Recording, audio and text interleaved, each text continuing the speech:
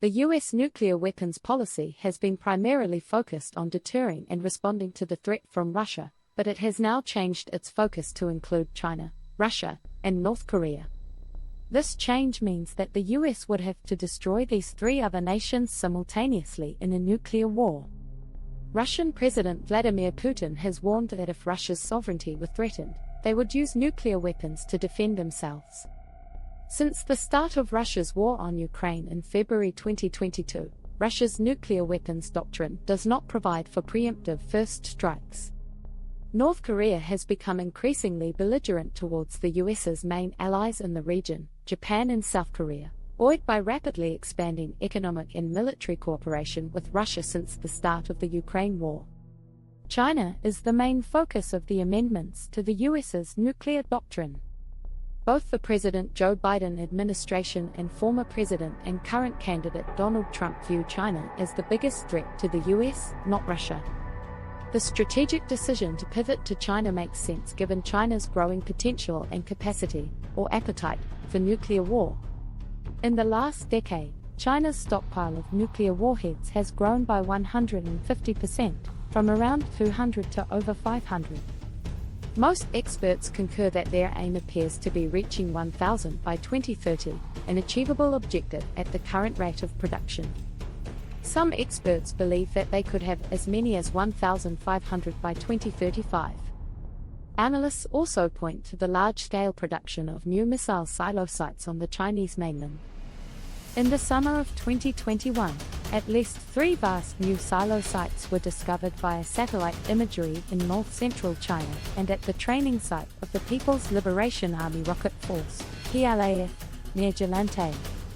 Estimates vary, but it appears that between 100 and 350 new silo sites have been constructed or are currently under construction. The US sees the threat. The most compelling reason behind the US changing its nuclear focus from prioritizing Russia to focusing on the combination of China, Russia, and North Korea is the increasingly comprehensive cooperation between these three nations. The deepening relationship between Moscow and Pyongyang, as well as the unprecedented sanctions placed on Russia by the US, has strengthened the relationship between China and Russia. Xi Jinping and Vladimir Putin share a strong personal bond, bolstered by regular high-level exchanges and meetings.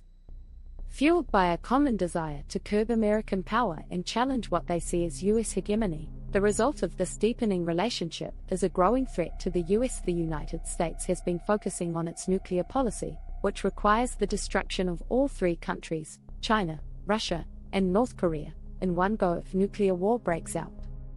This shift in global geopolitical and military chessboard is based on the fact that the exact number of nuclear weapons in each country's possession is a closely held national secret. However, a 2024 report from the Federation of American Scientists, FAS, estimates that North Korea has a stockpile of around 50 nuclear warheads, all considered reserve, non-deployed, meaning they are not currently loaded onto missiles ready for deployment at short notice. These missiles can be attached to the North Korean-made NOT-23 and NOT-25 short to medium-range ballistic missiles, which have an estimated diameter of 15 to 20 inches and can carry at least 10 warheads per missile. North Korea has also successfully tested ICBMs, short for intercontinental ballistic missiles, including the Hwasong-14 and Hwasong-15, which are believed to have the capability to deliver a nuclear payload anywhere in the United States. Both ballistic and ICBM missiles can be launched either from land-based MLRS or multi-launch rocket systems, or from submarines by means of submarine-launched ballistic missiles, SLBMs. For the US, incoming SLBMs from North Korea will likely be the trickiest to detect and eliminate. North Korea does boast a complex and multi-layered air defense system, including Soviet-era Russian-made SA-2, SA-3, and SA-5 surface-to-air SAM systems, over 8,000 anti-aircraft guns, the Pyomi-5 mobile air defense system, also known as NOT-06, and electronic warfare capabilities to disrupt enemy air defenses and radar systems. However, it is unlikely that their limited, outdated Air Force and aging Soviet air defenses will be able to handle incoming arrivals from the B-2 Spirit or soon-to-be unleashed B-21 stealth bombers. A nuclear clash between the US and North Korea should end in crushing defeat for the DPRK, albeit with substantial damage to Japan, South Korea, and possibly the continental US-China, as an offensive nuclear force, currently has around 500 nuclear warheads, which the FAS also classifies as reserve, non-deployed. The US Department of Defense estimates it currently has approximately 382 nuclear-capable land-based missiles, capable of delivering around 318 of those warheads. Many of these missiles are stored in extensive tunnel complexes, including one under the Great Wall of China, which can be used to transport nuclear weapons and forces. China is also allegedly developing a fractional orbital bombardment system to add to the nuclear triad that it already has at its disposal to deploy these missiles. China's nuclear defenses are designed to deter and respond to nuclear attacks, rather than prevent them entirely. China's nuclear forces are dispersed throughout its large territory, making them difficult for the US to target and destroy. To defend against missile attacks, China has deployed a substantial integrated air defense, including surface-to-air and anti-ballistic missile systems. These include advanced Russian SAM missiles with ranges of over 125 miles, airborne surveillance and command aircraft equipped with the Airborne Warning and Control System, AWACS, and stealth fighter jets such as the J-11 and J-15.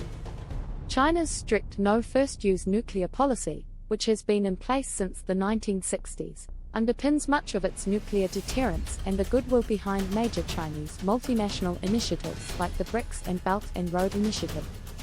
It is unlikely that China would preemptively strike the US with nuclear weapons, even if the conventional war was going badly.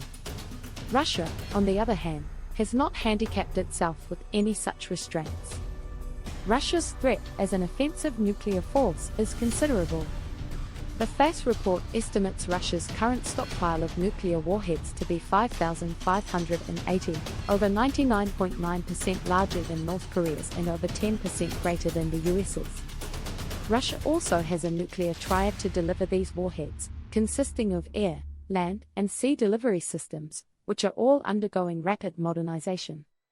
The land-based systems include both ICBMs and SLBMs, which are deployed in silos and on mobile launchers at numerous sites around Russia's vast territory.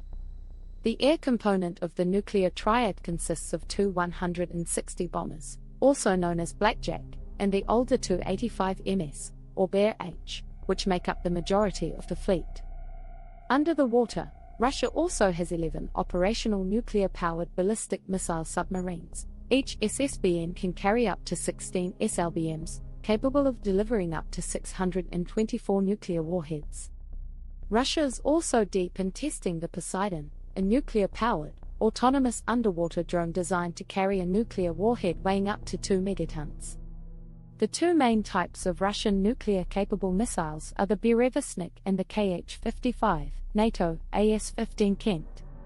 The Burevestnik is a nuclear-powered, hypersonic cruise missile alleged to be invincible due to its ability to evade enemy defenses, while the AS-15 is a nuclear-tipped, air-launched ballistic missile with a range of approximately 3,000 miles.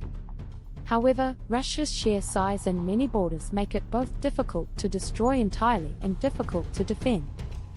Russia has developed a limited missile defense system, primarily focused on defending its coastal cities and naval vessels from potential nuclear attacks. Russia has developed various defense systems to counter intermediate-range ballistic missiles, IRBMs, and tactical ballistic missiles. These include the S-400 Triumph and S-500 Prometheus SAM systems, which are designed to defend against ICBMs, IRBMs, and hypersonic targets. Russia also has active defense systems like the Avangard, a hypersonic boost glide vehicle capable of penetrating missile defenses. The US, like Russia, has nuclear deterrence based on mutually assured destruction, MAD, which is abbreviated to MAD. The US has 5,044 nuclear warheads, almost as many as Russia, with 1,336 classified as retired, 100 deployed in Europe, and 1,670 deployed in the US. France, the UK, and Israel have 290, 225, and 90 warheads deployed, respectively. The US's nuclear triad for delivery of those warheads is more powerful, with various delivery systems capable of launching a nuclear attack from land, air, and sea. On land, over 10,000 personnel stand ready to deploy, up to 400 on alert, combat-ready LGM-30G Minuteman III ICBMs in hardened silos across 5 states to protect against attack. These are connected to an underground launch control center through a system of hardened cables. The Minuteman III has a range of over 6,000 miles, a speed of 15,000 miles per hour, or Mach 23, a weight of over 79,000 pounds, and a sailing of 700 miles. From the sea, ballistic missile submarines or boomers are undetectable platforms for submarine-launched ballistic missiles. The US's 14 Ohio-class SSBNs are on constant patrol with enough firepower to make just one boomer the 6th most powerful nuclear power in the world. Each SSBN can carry 20 Trident 2D5 ballistic missiles with multiple, independently targeted warheads, making finding them an almost impossible task. From the air, the nation's bomber fleet, consisting of 46 nuclear-capable B-52H Stratofortress and 20 B-2A Spirit aircraft, is capable of providing massive firepower in a short time anywhere on the globe and penetrating the most advanced defenses. The B-2 Spirit, a multi-role stealth bomber capable of delivering both conventional and nuclear weapons, has important advantages over Russia and China's bombers, including greater freedom of action at high altitudes, better field of view for sensors, and being more difficult for sophisticated defensive systems to detect, track, and engage. The US has a strong defense against nuclear attacks, with the ground-based mid-course defense (GMD) system being the primary defense. This system consists of radar systems and satellites that track incoming warheads, combined with defensive interceptor missiles launched from bases at Fort Greely, Alaska, and Vandenberg Air Force Base, California. As backup for the GMD, the US also has the sea-based Aegis system and Terminal High Altitude Area Defense, THAAD, which has been adapted for homeland defense.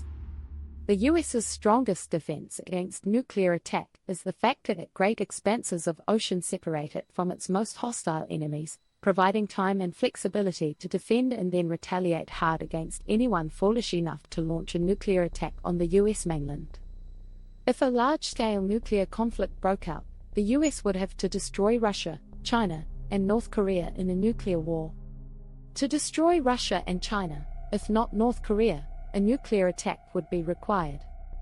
The US does not have enough manpower or conventional weapons to inflict a defeat of that scale, total destruction, on all 3 nations using conventional weapons only. However, given what we know about the enemy's offensive and defensive capabilities, the US's approach might be something along the following lines. First, the US would hit all 3 countries with massive, targeted initial strikes, delivered as a complete surprise, without any warning, and intended to decapitate the command and control structures in all 3 countries more or less simultaneously. After a short pause to assess the damage and any attempts at retaliatory strikes, the US would follow up with coordinated strategic and tactical strikes on military targets and other infrastructure, with the aim of bringing China, Russia, and North Korea to their knees, unable to effectively defend themselves. Finally, conventional forces would move in to mop up and crush any last remaining pockets of resistance and take control. After the initial strikes, with mushroom clouds rising above China, Russia, and North Korea's critical military and nuclear facilities, pandemonium on the ground, and their leadership in panic mode, the US would unleash a bombardment of strategic nuclear and conventional strikes, whose primary aim would be to take out the enemy's ability to launch a nuclear attack on the US or its allies in retaliation.